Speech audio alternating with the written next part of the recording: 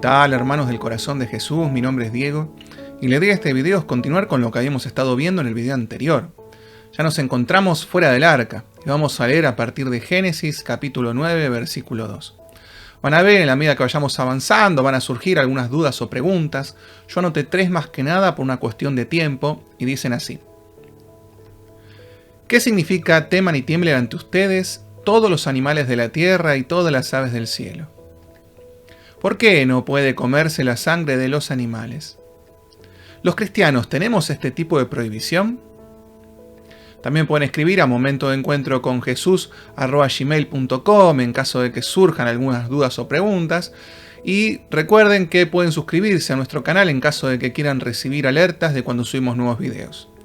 Y ahora sí, para ir directamente a responder nuestras preguntas, vamos a ir a nuestra fuente, que es la Biblia. En Génesis capítulo 9 versículo 2 dice: Teman y tiemblen ante ustedes todos los animales de la tierra y todas las aves del cielo. Pongo a su disposición cuanto se mueve sobre la tierra y todos los peces del mar. Todo lo que tiene movimiento y vida les servirá de alimento. Se los entrego lo mismo que hice con las legumbres y las hierbas. Teman y tiemblen, dice Dios, y ahí da la sensación de que está poniendo al ser humano como si fuera una especie de tirano sobre la creación. Sin embargo, no es esta la idea de Dios al decir esta frase. Y para darnos cuenta qué es lo que Dios quiere decir, tenemos que ir más adelante en la palabra. Por ejemplo, si vamos a Daniel, capítulo 6, versículo 27, dice: Nabucodonosor dice: Por mí se decreta que en todos los dominios de mi reino se tema y se tiemble ante el Dios de Daniel, porque Él es el Dios vivo que subsiste por siempre. Su reino no será destruido y su imperio durará hasta el fin. Más adelante, en el Salmo 33, versículo 8, dice: Tema a Yahvé la tierra entera, ante Él tiemblen todos los que habitan el orbe. Y acá nos damos cuenta que, más que un tirano, lo que nos está diciendo Dios es que el hombre es soberano, como Él es soberano de todos nosotros. Pero es un soberano que no es tirano, porque Dios ama a su pueblo, al punto de que da la vida por su pueblo. Fíjense, nosotros en Romanos capítulo 5, versículo 8 leemos: Pero Dios dejó constancia del amor que nos tiene. Cristo murió por nosotros cuando todavía éramos pecadores. Y nosotros vamos a ver que Dios pone al hombre como soberano para que cuide y ame a la creación como Él la cuide y la ama. Si nosotros vemos, por ejemplo, en el Salmo 50, versículo 10 dice: Pues mío es cuanto vive en la selva y los miles de animales de los montes. Conozco a todas las aves del cielo y mío es cuanto se mueve en el campo. En San Mateo capítulo 6 versículo 26, Jesús dice: Fíjense en las aves del cielo, no siembran, ni cosechan, no guardan alimentos en graneros, y sin embargo el Padre del cielo, el Padre de ustedes, las alimenta. Y en San Mateo capítulo 6 versículo 28 dice: ¿Y por qué se preocupan tanto por la ropa? Miren cómo crecen las flores del campo, no trabajan ni tejen, pero yo les digo que ni Salomón, con todo su lujo, se pudo vestir como una de ellas.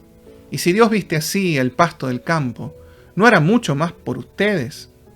Es que Dios ama al ser humano y a la creación, pero establece un orden y pone en nuestro cuidado la naturaleza en todas sus formas. Y también vamos a ver que un poquito más adelante deja un precepto, dice que se puede comer carne, pero no se debe comer con su sangre. ¿Por qué será esto? Esto nos lleva a la segunda pregunta.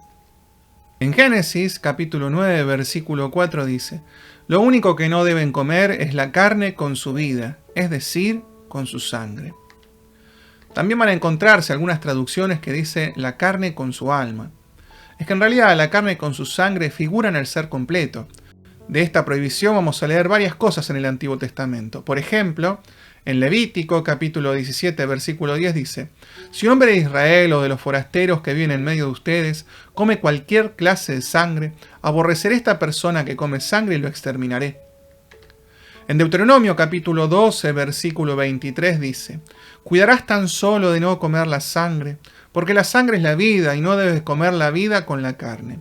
No la comerás, sino que la verterás como agua sobre la tierra. Así harás lo que es correcto a los ojos de Yahvé, y te irá bien a ti y a tus hijos después de ti. De hecho, hasta el día de hoy, muchos judíos piadosos guardan este precepto. Y la carne que cumple con estas condiciones se la conoce como carne kosher. Ahora, ¿por qué existía la prohibición? Es que Dios sabía de antemano que en los rituales paganos los hombres beberían sangres de sus víctimas frente a los altares, y no quería que su pueblo se mezcle de ninguna manera en este tipo de prácticas, hasta que llegue el momento en el que nuestro propio Dios nos invite a comer su carne y a beber su sangre para entrar en comunión con Él.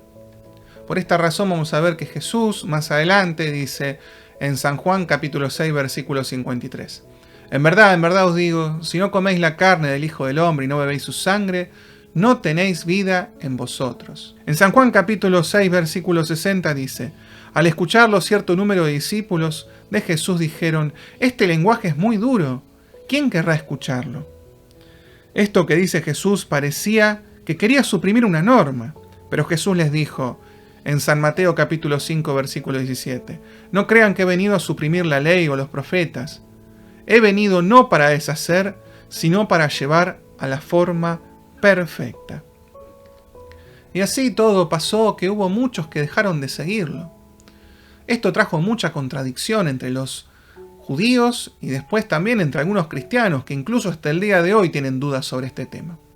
Por eso, ¿los cristianos tenemos este tipo de prohibición? En Hechos, capítulo 15, versículo 7, dice San Pedro: hermanos, ustedes saben cómo Dios intervino en medio de ustedes, ya en los primeros días cuando quiso que los paganos escucharan de mi boca el anuncio del Evangelio y abrazaran la fe. Y Dios, que conoce los corazones, se declaró a favor de ellos al comunicarles el Espíritu Santo igual que a nosotros. No ha hecho ninguna distinción entre nosotros y ellos, sino que purificó sus corazones por medio de la fe. ¿Quieren ustedes mandar a Dios ahora? ¿Por qué quieren poner sobre el cuello de los discípulos un yugo que nuestros padres no fueron capaces de soportar, ni tampoco nosotros? Según nuestra fe, la gracia del Señor Jesús es la que nos salva, del mismo modo que a ellos. Acá los discípulos lo que querían era disminuir, limitar las cargas que tenían los nuevos conversos. Sin embargo, hacen una sola observación. Nosotros leemos en Hechos capítulo 15 versículo 28 que dice: que hemos decidido el Espíritu Santo y nosotros no imponernos más cargas que estas indispensables, abstenerse de lo sacrificado a los ídolos, de la sangre, de los animales estrangulados y de la impureza. Haréis bien en guardados de estas cosas. Adiós. ¿Qué significa esto? ¿Que no vamos a poder comer morcilla en el asado? ¿O un buen bife jugoso? ¿O no recibir una donación de sangre? No. Para comprender lo que leímos acá, lo tenemos que comprender en el contexto. Es que toda esta frase está referida a lo que ocurría en los rituales paganos. Habla de abstenerse de realizar este tipo de prácticas. Porque acá es donde se bebía sangre. Y acá también es donde se cometían actos impuros, donde se estrangulaban animales y demás. Esto es lo que debemos rechazar nosotros siempre como cristianos. A partir de la venida de Cristo, el alimento cotidiano queda exento de este tipo de prohibiciones. A tal punto que nosotros leemos en Romanos capítulo 14, versículo 17. Piensen que el reino de Dios no es cuestión de comida o bebida, sino de justicia, de paz y de alegría en el Espíritu Santo. De hecho, Jesús dice: yo hago nuevas todas las cosas. Es que ya no hay ningún tipo de comida ni nada externo que pueda apartarnos de Jesús. Es más, nosotros leemos en Romanos capítulo 8, versículo 35. ¿Quién nos separará del amor de Cristo?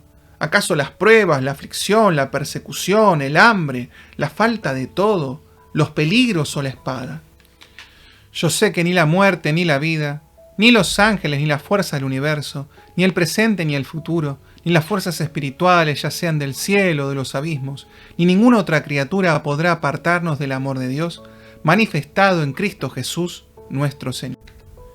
Nosotros podemos apartarnos del amor de Dios, pero el amor de Dios nunca se aparta de nosotros. Por eso, para ir terminando, vamos a darle gracias a Dios. Gracias por este amor sin condiciones. Un amor que todo lo cree, todo lo espera, todo lo soporta. un amor que no termina nunca. Esto ha sido todo por este video. Nos vemos en el próximo. Que Dios los bendiga.